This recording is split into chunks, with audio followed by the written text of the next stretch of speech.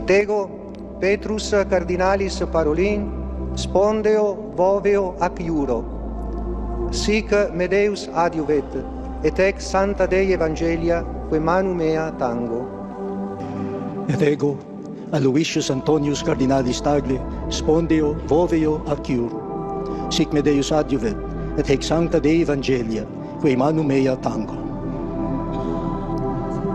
Et ego Robertus Franciscus cardinalis Prevost, spondeo voveo ac iuro, sic me Deus adiuvet, et ex Sancta Dei Evangelia, quae manu mea tango. Ang papabili o sa Ingles ay popable ay yung mga popular na kardinal na sa tingin ng publiko ay may potensyal na maging susunod na Santo Papa. Maraming ang mga pangalan ang lumalabas at karamihan dyan ay mga opisyal na nitong Vatican, kabilang si Cardinal Luis Antonio Tagle. Pero kamakailan lamang ay may mga artikulo na tayo nakita na nagpapangalan kay CBCP President Pablo Virgilio David. Pero hindi yan iniengganyo ng Vatican dahil unang-una, hindi sa kanila galing ang listahan. At pangalawa, itinuturing nilang sagrado ang proseso.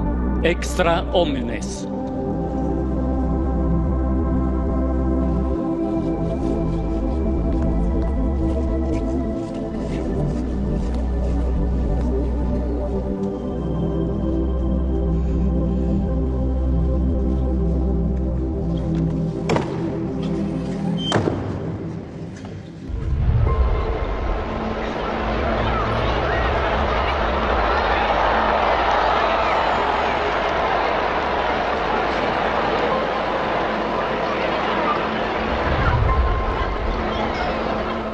Alas 9 ng gabi, lumabas na nga ang usok mula sa chimney ng Sistine Chapel at ang usok na ito ay itim. So ibig sabihin, wala pa pong bagong Santo Papa.